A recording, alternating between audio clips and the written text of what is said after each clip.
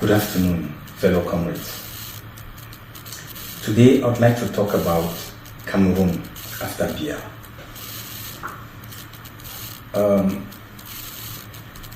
Après moi, le déluge. This is a statement that has largely been attributed to Louis XV of France, who we are told cared little for his people or the generations that were to come after him. But it is also a statement that has been attributed to Paul Biya, who has ruled Cameroon with an iron fist for the past 40 years. The man's only concern, it seems, is his stay in power. Therefore, it is clear that he does not care about the current state of affairs, the welfare of the people, or the generations after him. And since our Francophone brothers have demonstrated over the past decades that they have neither the will nor the capacity to get rid of him, one can safely assume that he is likely to stay in power until he dies, leaving behind a country that is already on life support. On the eve of Mr. Biya's 40th anniversary at the helm of Cameroon, Jeune Afrique published an article entitled "Le Cameroun Après Biya." The article makes an interesting analysis of the various scenarios which await Cameroon after Biya goes. Interestingly, this was being done at a time when the Southern Cameroons Alliance was busy also discussing similar issues. Jeune Afrique advanced 4 main scenarios which are likely to take place once Biya goes. The first being that there's likely to be war and chaos between the clans after Biya goes. The second is the possibility of a surprise heir to the throne.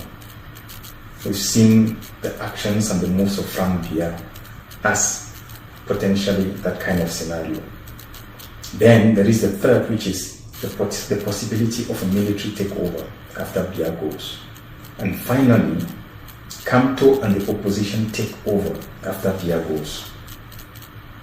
In the article, the paper discusses all these scenarios, but leaves out a couple of them which we had clearly earmarked in our own analysis. In the Alliance, we do agree that the first 3 scenarios are quite possible. However, a Camto and the opposition takeover is a little far-fetched at this point in time and within the current context of Cameroon as we know it. Interestingly, the article fails to mention a key player on this chessboard called Cameroon, and that is France. For a while now, Biya has quietly eroded French influence in Cameroon in comparison to other Francophone countries on the continent. This has significantly reduced the influence of the France-Afrique, given the very unique and strategic position of Cameroon in the development and sustenance of the France-Afrique on the continent. Therefore, we must assume that France is a key player in the game and deserves a place in the numerous scenarios that would unfortunately befall Cameroon after Biya goes. And the Camto scenario could easily fall within this category. The Northerners have been agitating for a while, signaling a clear intent to seize power back to the North, while there is also significant reason to believe that the Bamileke lobby is actively at work. There is also interest from the Grand Sawa and of course the Beti Bulu, who believe that power is theirs for keeps. What we found rather intriguing about this analysis of Jeune Afrique is the fact that the Southern Cameroons does not count for anything. This is how far low down the pecking order our struggle is regarded, and for good reason. We have gradually but surely lost the momentum. Even worse is that while various stakeholders are sharpening their knives and others are already moving their chess pieces, are waiting, just looking for the moment when Biya disappears, Southern Cameroonians have not been able to rally and study ways by which we can take advantage of the anticipated chaos and take our destiny into our own hands. In our analysis as the Southern Cameroon's Alliance, we have continued to mention the real possibility of an anglophone as the heir apparent, as a way of crippling whatever little resistance we have left in our struggle. This has been used successfully in other contexts, and interestingly, some pundits are already advocating very strongly for an anglophone as a precedent. We must take this seriously, as it is a threat to the liberation quest of Southern Cameroons. Our grievances and our resolve to part ways with French Cameroon are not tied to the need for an anglophone president. Everything is fundamentally wrong with the relationship between the two Cameroons, and this must be properly communicated to our people so that they should not be hoodwinked. They need to understand that some cosmetic solutions will just not cut it. It is true that our liberation struggle has lost a lot of its momentum. There is a state of disillusionment and disappointment on ground zero as people have become victims on both sides of the spectrum. It is therefore a truism that for the people who are brutally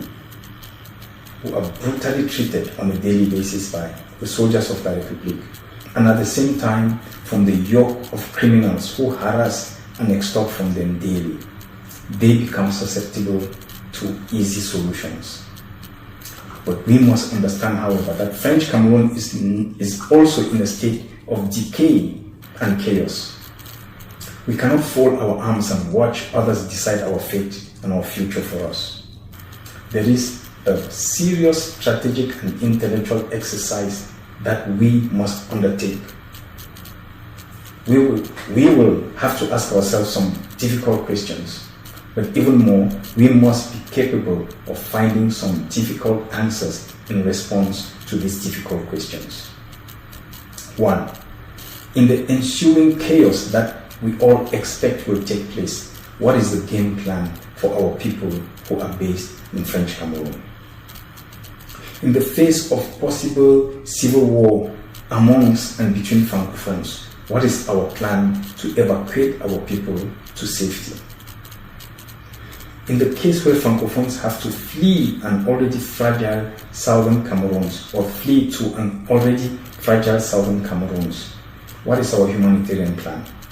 And most of all, how do we take advantage of the situation on the ground in French Cameroon to break free from the annexationist regime in Yaoundé?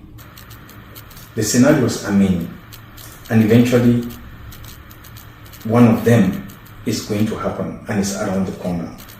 The Southern Cameroon's Alliance had already begun this discussion some 3 years ago, but the time has come to move past discussions and the need to introduce a real preparedness and response plan.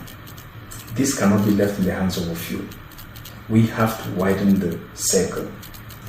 In every adversity lies opportunity, but are we able or capable of seeing them? I thank you.